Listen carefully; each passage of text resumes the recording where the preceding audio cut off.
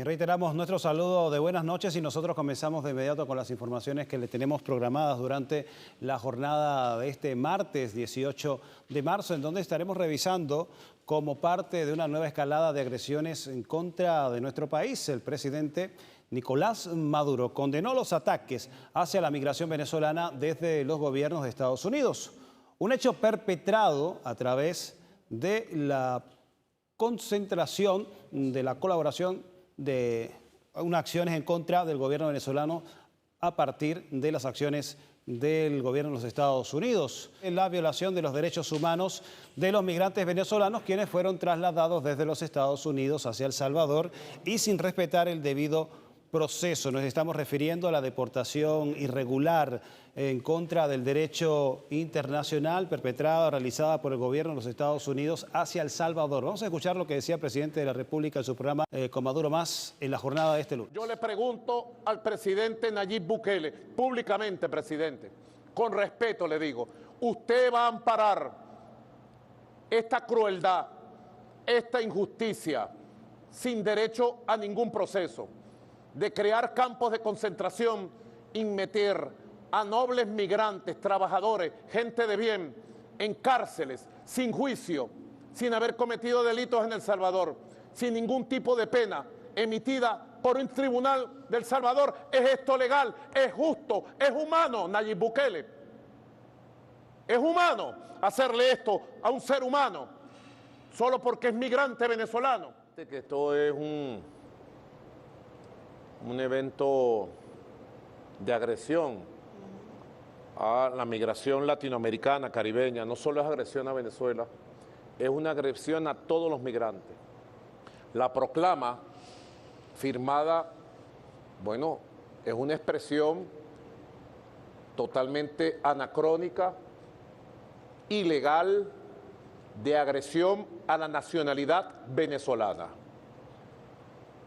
Calificar a los migrantes venezolanos como delincuentes, terroristas y asesinos es el acto de mayor enemistad, de mayor injusticia que jamás se haya cometido desde los Estados Unidos de Norteamérica contra un pueblo de América Latina y del Caribe.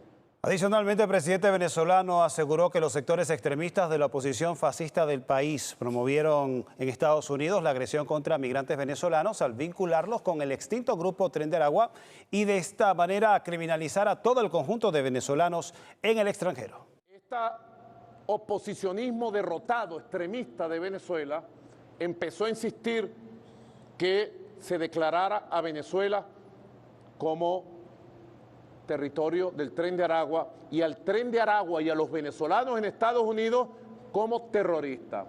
Es el paso que ha dado, fallido el gobierno de Estados Unidos, es un paso fallido. Es la mayor agresión que ha recibido país alguno en América Latina y el Caribe. Y es una agresión a todo el pueblo de Venezuela, porque nuestros migrantes no son terroristas, no son delincuentes, no son asesinos. Nuestros migrantes son gente de bien, noble, trabajadora, productiva.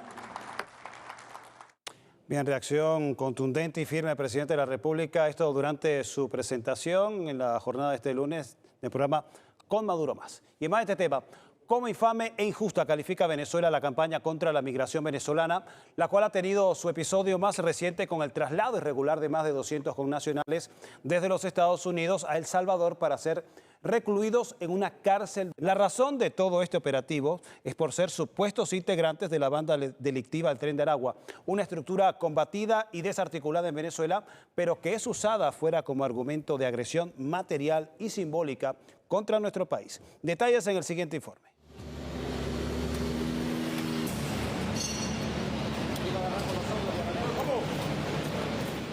Estados Unidos da un nuevo y agresivo paso en la dirección que criminaliza la migración venezolana en ese país. Hay noticias aquí en Hoy Día, y es que hoy amanecen en El Salvador los 238 venezolanos señalados de ser integrantes de la organización criminal El Tren de Aragua. Para llevar a cabo esta deportación de venezolanos a El Salvador sin fórmula de juicio, El presidente Donald Trump apeló a una ley de enemigos extranjeros de 1798, comparando el fenómeno de la migración irregular como un formato de guerra no convencional. Esto es una invasión, invadieron nuestro país, así que esto es una guerra. En muchos aspectos es más peligroso que la guerra, porque ya sabes, en la guerra tienen uniforme, sabes a quiénes les estás disparando, sabes por quién vas. A esta pretendida guerra de Washington contra la migración irregular se añade El Salvador, que con una sofisticada puesta en escena que destaca la seguridad de sus cárceles, se promociona como un destino barato para que otros países coloquen a detenidos extranjeros. Estados Unidos pagará una tarifa muy baja por ellos, pero una tarifa alta para nosotros. Así escribió Bukele en su perfil de X, y Marco Rubio, secretario de Estado de los Estados Unidos, complementó en otro mensaje el ángulo económico de este proceso. Como prometió el presidente de Estados Unidos, enviamos a más de 250 extranjeros enemigos del Tren de Aragua, quienes El Salvador se comprometió a mantener en sus excelentes cárceles a un precio justo que también ahorrará dinero a nuestros contribuyentes. Desde Venezuela, el presidente de la Asamblea Nacional rechazó la deportación irregular de venezolanos a El Salvador. Porque lo que ocurrió y lo que está ocurriendo en El Salvador, con venezolanos en El Salvador, no es otra cosa que un vulgar secuestro. Ninguno de los venezolanos llevados a El Salvador ha cometido absolutamente ningún delito en El Salvador. ¿Por qué están allá? La respuesta a esta pregunta la plantea el presidente Bukele en el mismo mensaje de X, en donde confirma la deportación de los venezolanos a ese país. Con el tiempo, estas acciones combinadas con la producción que ya generan más de 40.000 reclusos que participan en diversos talleres y labores bajo el programa Ocio Cero, contribuirán a la autosostenibilidad de nuestro sistema penitenciario. Actualmente cuesta $200 millones al año. Es decir, los secuestrados van a ser sometidos a trabajo esclavo y de ese trabajo esclavo Bukele sacará el dinero suficiente para financiar su sistema represivo y su sistema penitenciario. Por acuerdo entre Estados Unidos y El Salvador, Washington pagará durante un año $6 millones por el mantenimiento de los deportados venezolanos en la llamada cárcel para el confinamiento de terroristas SECOT. Por su parte, Venezuela expresó en comunicado oficial que rechaza esta campaña que calificó como infame e injusta, que criminaliza a la migración venezolana. Y en más de este tema, frente a la estigmatización de los migrantes venezolanos en Estados Unidos, las autoridades venezolanas toman acciones en defensa de la dignidad de los connacionales en el exterior y repudian las deportaciones masivas hacia El Salvador, que son violatorias de los derechos humanos. El presidente de la Asamblea Nacional y designado para los diálogos de paz, Jorge Rodríguez, rechazó la criminalización de los venezolanos en los Estados Unidos y aseguró se iniciará un proceso de recolección de firmas, esto en todas las plazas Bolívar del país, en defensa de los derechos de los migrantes que fueron secuestrados por el gobierno estadounidense y trasladados hacia El Salvador. Iniciaremos un proceso de recolección de firmas de todas y de todos, independientemente de su credo, de su género, de su posición política, de su opinión, independientemente incluso de que usted no tenga posición y opinión política. Aun cuando no tenga posición y opinión política, aun cuando sea opositor o sea chavista, usted es venezolano principalmente, primeramente venezolana y venezolano. Y estas firmas servirán para fortalecer nuestra posición en todos los organismos, en todos los tribunales, en todas las cortes, a todos los países con los que nos comuniquemos, y no descansaremos hasta que los niños secuestrados, los venezolanos secuestrados en El Salvador, los niños robados y maltratados en los Estados Unidos de América sean devueltos a su patria. Y ante la persecución de migrantes venezolanos en Estados Unidos y la vulneración de sus derechos fundamentales por la Casa Blanca, el presidente de la Asamblea Nacional, Jorge Rodríguez, propuso en esta comparecencia ante la prensa que el Ejecutivo Nacional emita una alerta de viaje a territorio estadounidense ante el crecimiento de la xenofobia y persecución étnica hacia los connacionales. Para que ningún venezolano y ninguna venezolana viaje a los Estados Unidos de América. Ese no es un país seguro en los actuales momentos. En los Estados Unidos de América no hay Estado de Derecho en lo que se refiere a los derechos elementales humanos que nuestras migrantes y nuestros migrantes deben tener. Y el jefe del Parlamento Nacional aseguró que la ley estadounidense de enemigos extranjeros de 1798, aplicada por el gobierno de Donald Trump, vulnera tratados internacionales en materia de derechos humanos y de migración. La denominada proclama que fue emitida el pasado 14 de marzo. Una acción absolutamente ilegal, anacrónica, que violenta la Carta de los Derechos Humanos, que violenta la Declaración Universal de los Derechos Humanos, que violenta la Carta de Naciones Unidas y que violenta todas las convenciones que se han firmado entre países sobre derechos de migrantes y del trabajo de los migrantes. Y por su parte, el vicepresidente sectorial de Política, Seguridad Ciudadana y Paz, Diosdado Cabello, aseguró que el gobierno de Estados Unidos busca intimidar a los migrantes venezolanos mediante la aplicación de una política de criminalización. Con este decreto, creo que nadie le está mintiendo al presidente Trump, sino que es una política oficial. Con el fin de amedrentar, perseguir, intimidar a los venezolanos en el mundo. No me extraña que en cualquier momento gobiernos satélites de los Estados Unidos apliquen leyes parecidas en sus territorios. Y entre las iniciativas de rechazo a la criminalización de la migración venezolana, este martes se realizó en Caracas una gran movilización en defensa de los migrantes venezolanos deportados y maltratados por Estados Unidos y El Salvador.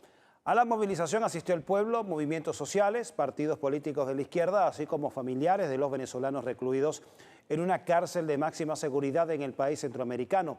En esta jornada, el presidente de la Asamblea Nacional, Jorge Rodríguez, se comprometió en que el Estado hará todas las gestiones y recurrirá a todos los medios para reclamar el retorno de los venezolanos.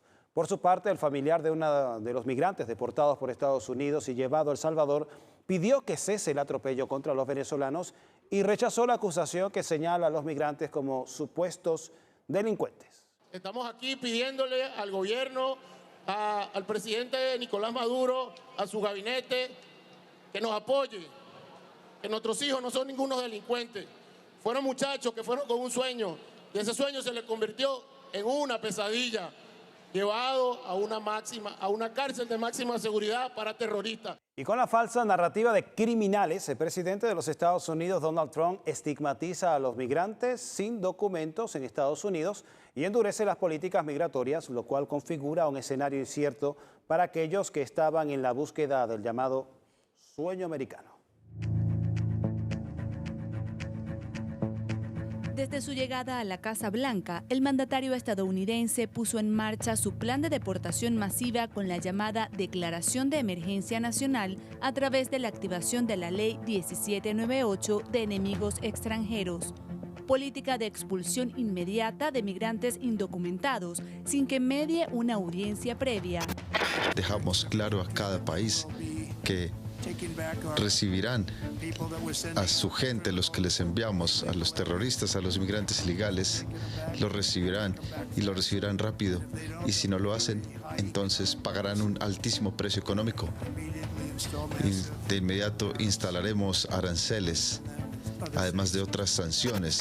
Más de 10.000 migrantes han sido deportados desde Estados Unidos a sus países de origen bajo la excusa de supuestamente pertenecer a bandas criminales. México, Guatemala, Honduras, Colombia y Ecuador, muchos bajo denuncias de maltratos y violaciones de sus derechos fundamentales en el trayecto. Indignante porque nosotros no matamos a nadie, no robamos, no hicimos ningún daño para que nos trataran así. Nos traían con grilletes en los pies y en las manos. Hay familias, niños que no los dejan ver. La verdad, los separan a de la familia y te cortan comunicación, no te dan ni llamada, no hay derechos humanos, no hay nada. El llamado sueño americano convertido en pesadilla. Los migrantes que sustentan la economía de Estados Unidos aseguran viven bajo miedo y amenazas en medio de redadas y detenciones arbitrarias al ser tratados como delincuentes. Pero los arrestos colaterales están sobre la mesa. Si alguien es ilegal, no hay protección para esas personas. No somos de ninguna pandilla ni nada, somos personas que realmente trabajamos y estamos cansados de tanto trabajar y no ser escuchados, no ser con dignidad, tener un permiso de trabajo o algo así. Tenemos que protestar, queremos que somos varios, somos millones de personas. Expertos aseguran que la política migratoria que implementa la administración Trump estaría afectando un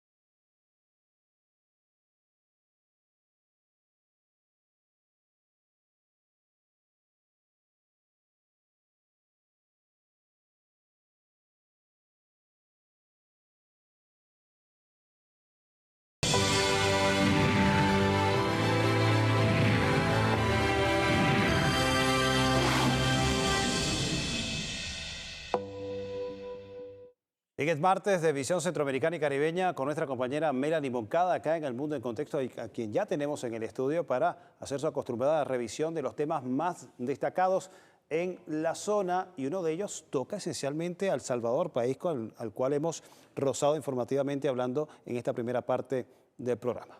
Efectivamente, Carlos, una amenaza se cierne en la región de Centroamérica y el Caribe, y es que la política autoritaria de seguridad impulsada por el gobierno salvadoreño del presidente Nayib Bukele, más allá de combatir a las organizaciones criminales, está siendo utilizada para vulnerar las leyes y la constitución del país. Son decenas las denuncias sobre violaciones de los derechos humanos a ciudadanos detenidos bajo la doctrina de mano dura.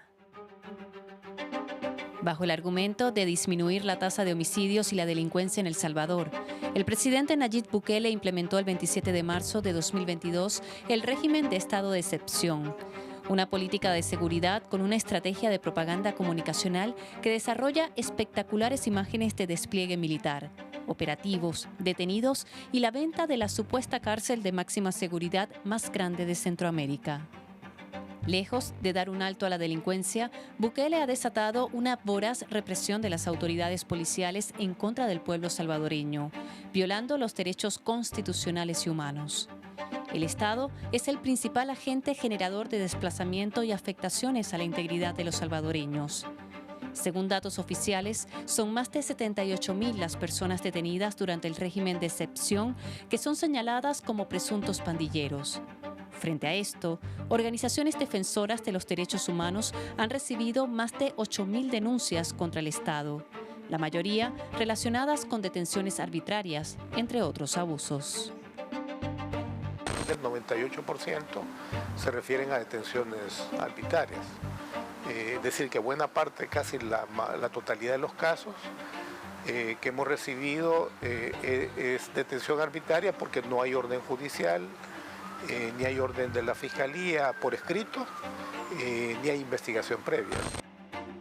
Según el Observatorio Universitario de Derechos Humanos de El Salvador, el fenómeno de las desapariciones forzadas y torturas se ha agudizado en los últimos años con más de 4.000 denuncias, registrando los índices más altos desde la finalización de la Guerra Civil.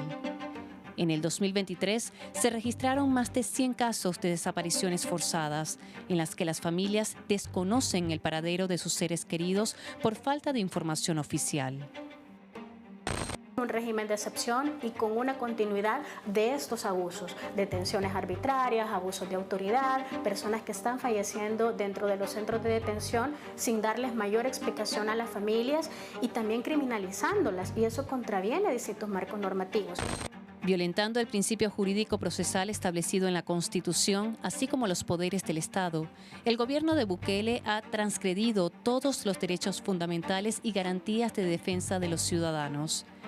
Organizaciones de víctimas han realizado más de 6.305 denuncias sobre violaciones al derecho penal, de las cuales 52.2% corresponden a personas privadas de libertad entre los 18 a 30 años de edad.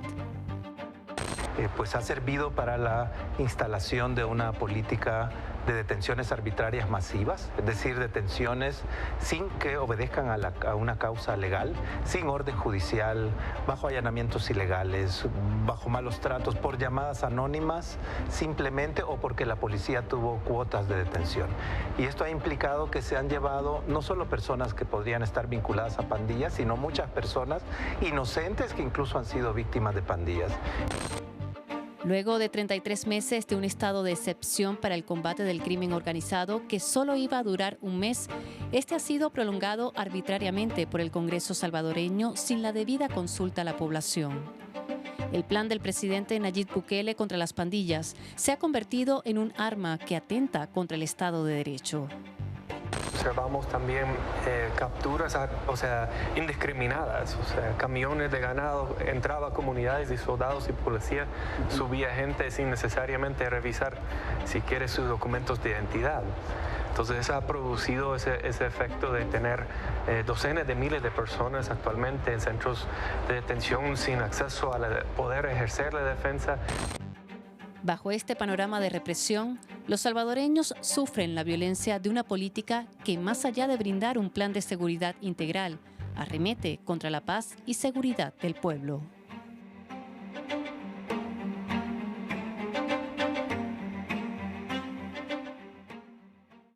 Ahora pasamos a un tema que desde hace unos años viene afectando a los países de Centroamérica y el Caribe. La región afronta una crisis energética como consecuencia de viejas políticas corruptas, así como el incumplimiento de compañías eléctricas privadas que controlan este sector, dejando a miles de hogares sin servicio y afectando sus economías.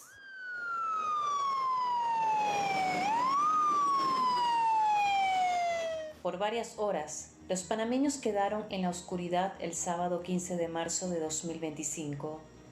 La explosión de un transformador en la planta termoeléctrica de Panam, en el poblado de La Chorrera, desconectó el 98% del país. Más de 4 millones de personas quedaron sin electricidad. Según el reporte oficial de la empresa de transmisión eléctrica ETESA, el apagón afectó las comunicaciones, las conexiones a Internet y el suministro de agua en algunos sectores de la ciudad capital. Si bien el presidente José Raúl Mulino calificó como pésimo el servicio de la compañía privada y una imperdonable falla, anunció una investigación para determinar la causa del apagón nacional. Y es que no es la primera vez que se presenta este tipo de evento en la nación centroamericana.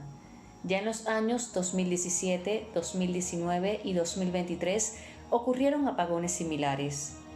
Los panameños aseguran que la empresa ETESA no es confiable, situación que se suma al alto costo de la tarifa, por lo que solicitan revisar y avanzar en alternativas para dar respuesta a la demanda. Cada 5 años cambiaron las reglas, cambiaron las expectativas y cambiaron las promesas. Lo que hay que hacer ahora es revisar, si los contratos están ahí, bueno, vamos a revisar los contratos, qué funciona y qué no funciona, qué cumplen y qué no cumplen, para ver si entonces se arregla eso, porque ahí están las generadoras, están las transmisoras, están las que nos venden. Asimismo, en Puerto Rico, los apagones y las subidas en la tarifa de la electricidad son el dolor de cabeza de los boricuas. En los últimos años, bajo la administración de la compañía Luma Energy, el sistema eléctrico ha quedado obsoleto por la falta de inversión de las autoridades en conjunto con esta operadora privada. Pese a que es una de las mayores demandas del pueblo puertorriqueño, la postura de la gobernadora Jennifer González en torno a la empresa ha sido ambigua. Si bien durante su campaña manifestó que no renovaría el contrato con Luma, la empresa aún administra el servicio eléctrico de la isla con la permanente inestabilidad en el sistema de energía eléctrica. Lamentablemente llevamos tiempo con esta problemática, pero hace un par de meses que habían rumores que podía haber pasado lo que pasó hoy. Así que dicen que de 48 a 60 horas vamos a estar casi 3 días y pico sin luz. La verdad que es algo, yo pienso que la compañía que habían antes primero trabajaba mucho mejor que lo que tenemos ahora. Otra nación que por décadas ha padecido de la crisis energética es Honduras. El 1 de marzo de 2025, la capital Tegucigalpa y otras regiones quedaron sin servicio eléctrico tras un apagón a nivel regional. Si bien el gobierno de la presidenta Xiomara Castro ha venido renovando la infraestructura eléctrica y dando subsidios a las familias más pobres, la nación centroamericana aún padece los embates de la crisis energética, una herencia de gobiernos corruptos con intereses contrarios a las demandas de la población. No obstante, con una inversión de 92.6 millones de lempiras, el Estado busca duplicar la capacidad de transformación de energía a 50 megavatios, lo que permitirá repotenciar la red eléctrica mitigando racionamientos por sobrecarga en transformadores y creando nuevos circuitos de distribución. Estamos haciendo inversión en energía. Hoy, con grandes esfuerzos, estamos retomando nuevamente estos proyectos que son de beneficio para la población. Igual también la inversión que se está haciendo en repotenciar la transmisión aquí en el Valle de Sula. Aproximadamente 6.400 millones se están invirtiendo. Asimismo, en la mayor de las Antillas, la crisis energética se agudiza cada vez más. Una nueva caída del sistema eléctrico se registró el 14 de marzo, provocando un apagón nacional que afectó a 10 provincias y millones de familias, siendo la cuarta desconexión en apenas 6 meses. La empresa eléctrica de La Habana informó el restablecimiento del 100% de los circuitos de transmisión y subtransmisión para el domingo 16 de marzo.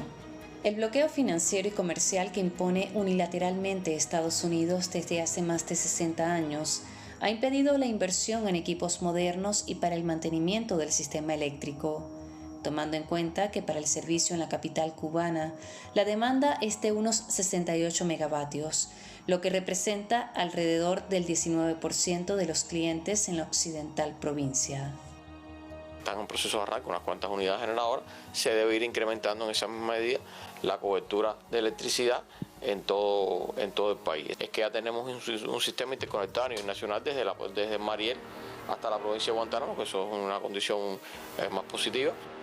El sistema de energía eléctrica sufre una nueva embestida, mientras el gobierno cubano alerta que las políticas de Estados Unidos buscan asfixiar a la población, paralizando el desarrollo de sus principales fuentes de divisas, el turismo y el comercio.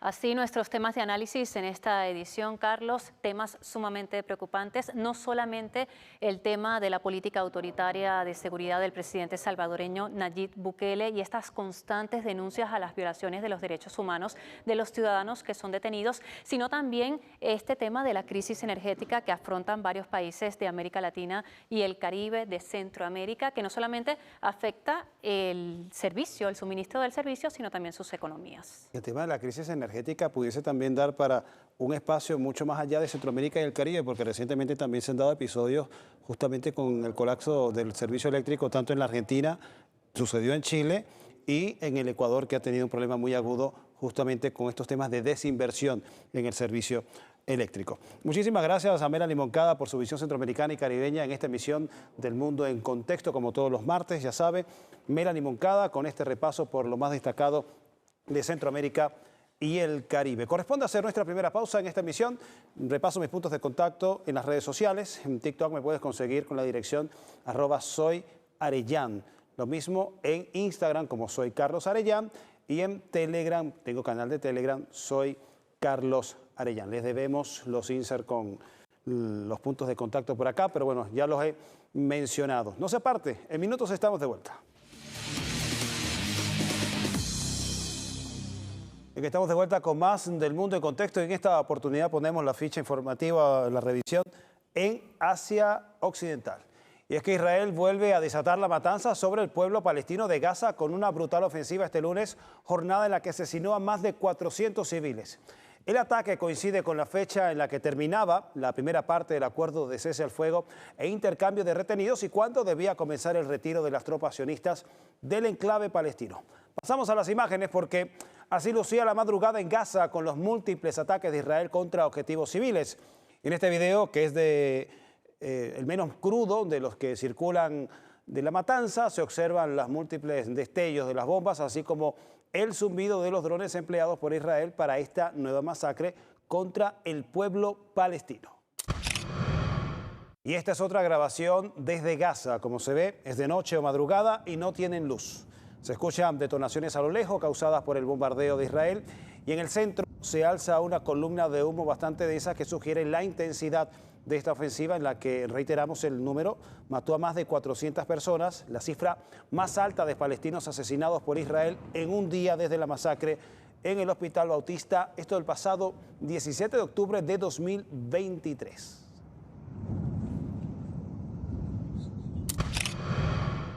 Y luego de los bombardeos, los sobrevivientes buscan entre los escombros a los muertos y heridos del brutal bombardeo sionista contra la Franja de Gaza.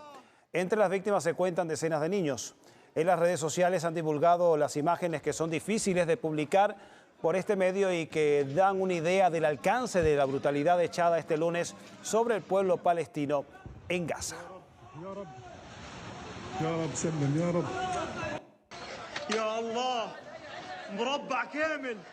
مربع كامل تم استهدافه يا الله رحمتك يا رب يا الله. Bien, reiteramos imágenes de la madrugada de este lunes en Gaza, que da cuenta de lo que fueron los bombardeos más temprano en ese enclave palestino, mientras vemos cómo quedó uno de los refugios de los palestinos desplazados bombardeado por Israel. Este operativo sangriento es apoyado por el gobierno de los Estados Unidos, entidad que junto con el Estado sionista han prometido abrir las puertas del infierno en Gaza para quienes busquen aterrorizar al Estado sionista, así lo han dicho.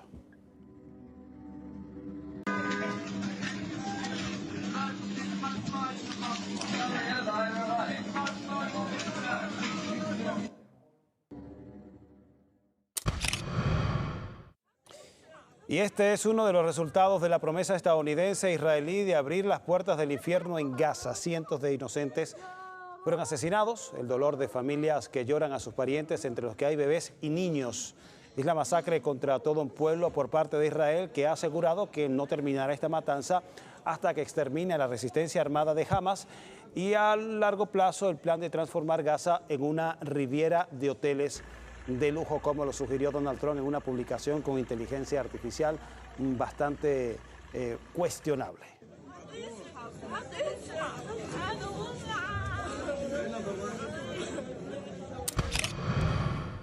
Y el bombardeo sionista contra la franja continuó hasta el amanecer de este martes. Esto es en Rafah, al sur del enclave palestino y frontera con Egipto.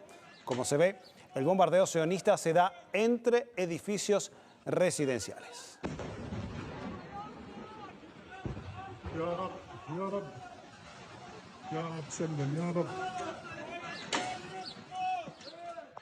Y desde la resistencia palestina de Hamas instan a la comunidad internacional a adoptar medidas para frenar la reanudación de la matanza israelí contra el pueblo palestino en Gaza. El movimiento acusó al régimen sionista de no cumplir con sus obligaciones hacia los mediadores y el mundo respecto al acuerdo de alto al fuego e intercambio de prisioneros. En un comunicado, el líder de Hamas, Issad Al-Rish, plantea que el primer ministro de Israel, Benjamín Netanyahu, ha retomado el operativo genocida en Gaza como una maniobra para salvarse de las operaciones políticas internas. Asimismo, hizo un llamado a los dirigentes de países árabes e islámicos a adoptar medidas para frenar la barbarie nazi-sionista y la guerra de exterminio contra los civiles en Gaza. También aseguran desde Hamas que Israel no logrará mediante la guerra lo que no logró mediante las negociaciones. Finalmente, el movimiento de resistencia gazatí confirmó el martirio de 5 de sus altos líderes en los brutales bombardeos de este lunes y martes. Y la conflictividad en Asia Occidental está lejos de terminar y el responsable de todo esto es indefectiblemente los Estados Unidos. Durante el fin de semana, la administración de Donald Trump inició una operación a gran escala contra los hutíes en Yemen, el país más pobre del mundo árabe, quienes llevan meses impidiendo el paso de buques occidentales a los puertos israelíes a través del Mar Rojo. Las consecuencias han sido decenas de muertos, cientos de heridos y un movimiento de resistencia más decidido a enfrentar al sionismo en la región.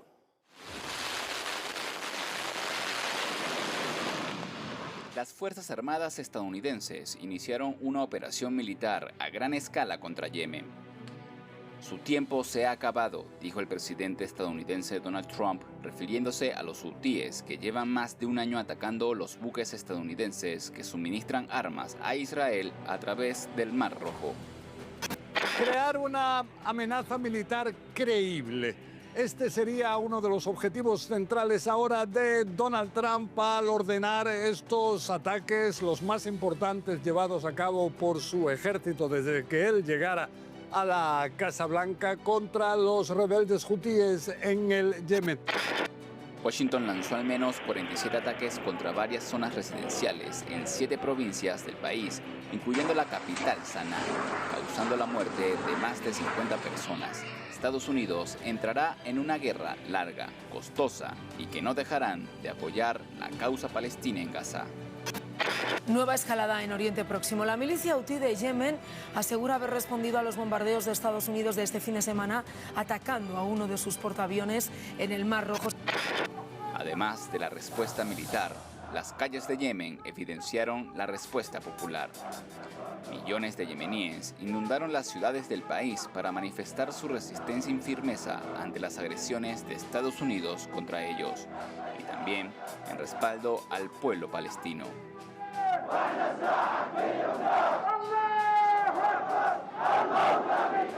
Desde Gaza, Irak y el Líbano, los movimientos de resistencia islámica se sumaron a las denuncias de los hutíes, rechazando la flagrante violación del derecho internacional por parte de Estados Unidos en su ataque contra la soberanía de Yemen.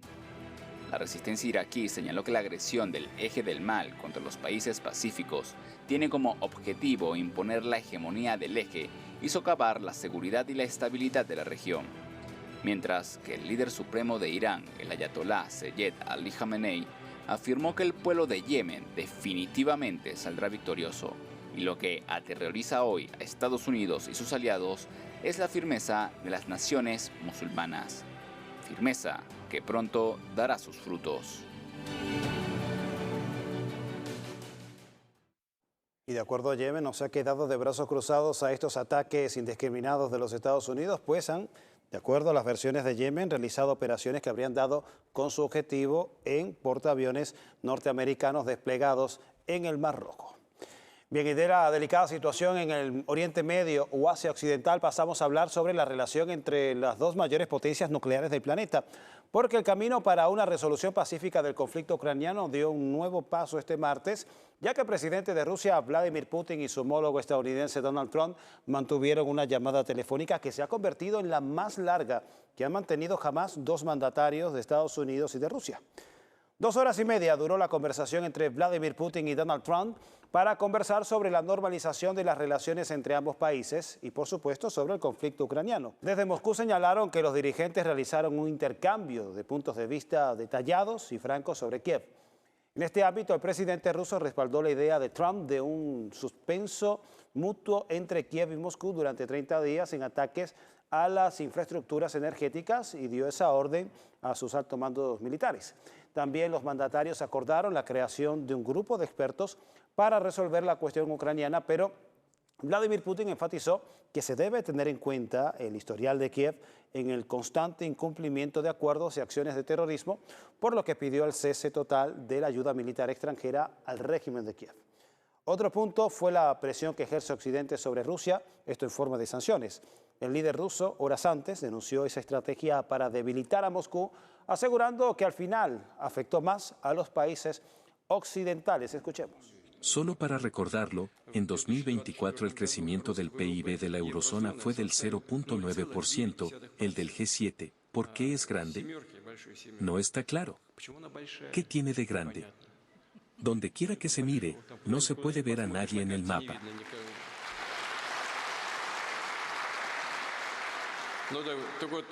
Así que el G7 tiene un crecimiento del 1,9% y los BRICS tiene el 4,9%, Rusia tiene un 4,1% 2 años seguidos, el año pasado y el anterior.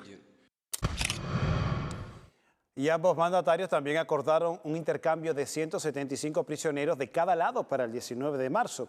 Desde Washington, a través de un comunicado, la Casa Blanca informó sobre las próximas negociaciones técnicas sobre un alto al fuego marítimo, esto en el Mar Negro, y que ambas partes establecieron como prioridad que el acuerdo de paz debe ser global, sostenible y a largo plazo.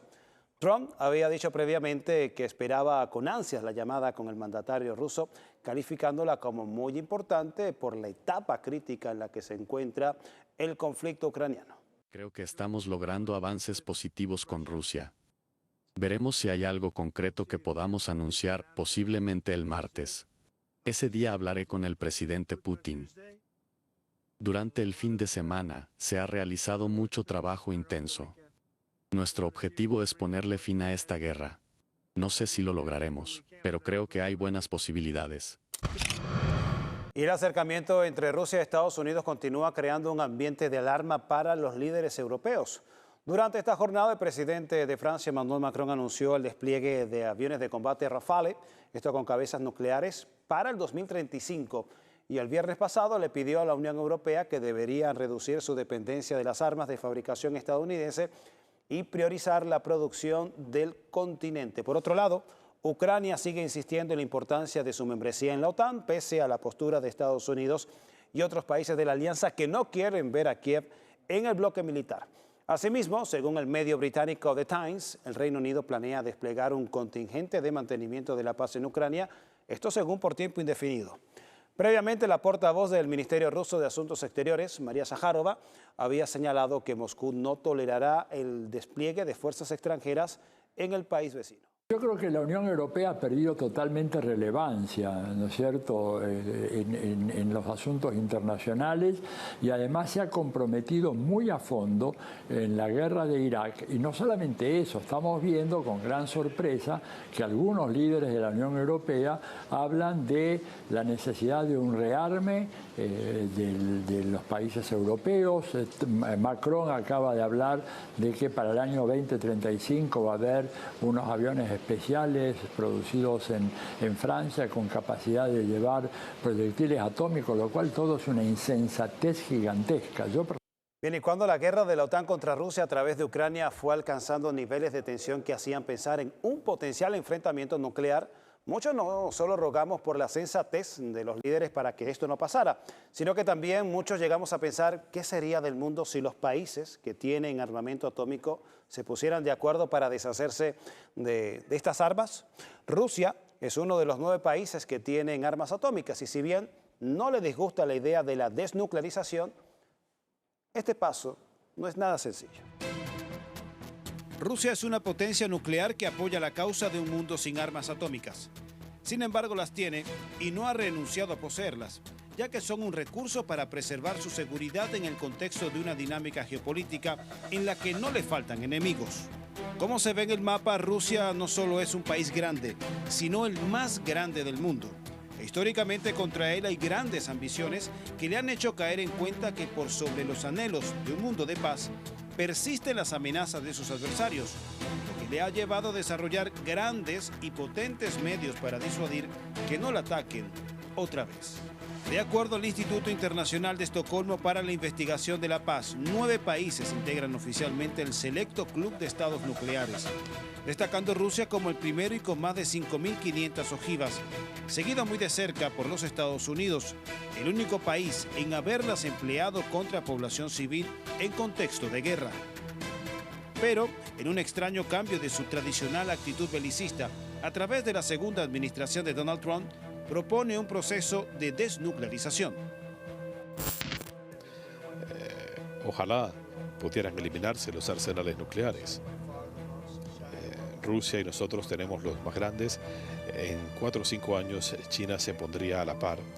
Sería maravilloso si pudiéramos lograr la desnuclearización, porque el poder destructivo de estos arsenales es una locura. Sobre la desnuclearización, Moscú plantea que si bien es un objetivo loable, si no se hace adecuadamente, pudiera afectar negativamente la estabilidad estratégica. Asimismo, Rusia estima que un proceso de supresión gradual del arsenal nuclear no solo debe resolverse entre Moscú y Washington, sino también incluir a los actores que en Europa también las poseen, como el caso de Francia, que ha amenazado con emplearlas como disuasión contra Rusia, país que considera una amenaza para la seguridad de Europa. Francia tiene una condición particular. Tenemos el ejército más eficaz de Europa y gracias a la decisión de nuestros antepasados después de la Segunda Guerra Mundial, tenemos una capacidad de disuasión nuclear. Esto nos protege mucho más que a muchos de nuestros vecinos. Por eso que entre el deseo de Rusia por un mundo sin armas y las advertencias de países adversarios que amenazan con emplear estos armamentos contra ella, hacen que Moscú mantenga una posición determinada por la realidad, enfatizando la importancia de seguirlas teniendo y manteniendo mientras persistan los peligros contra su seguridad.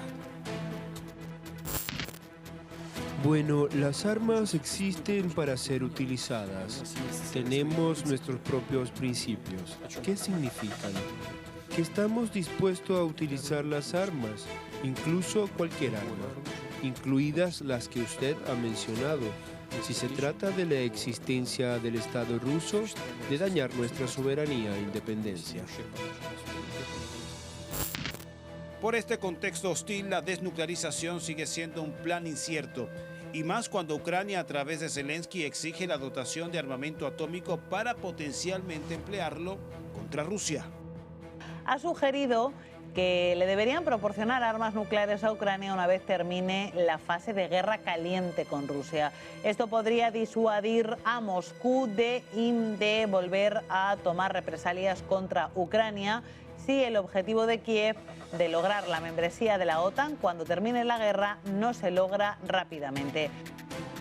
Para Rusia, la desnuclearización no es un proceso unilateral impuesto contra un solo actor, en este caso a su país, sino un esfuerzo global, justo, equitativo, mutuo y verificable, que involucre a todas las potencias con armamento atómico, al tiempo que se complementa con la extensión entre los adversarios de desplegar sistemas de armamento que signifiquen una amenaza contra la seguridad de los otros.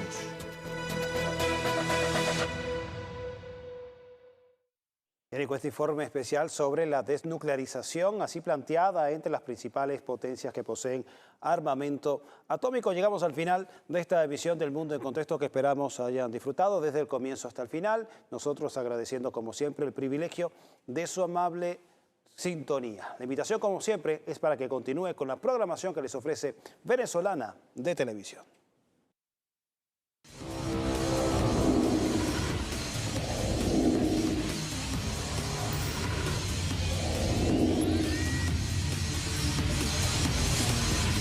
El Mundo en Contexto.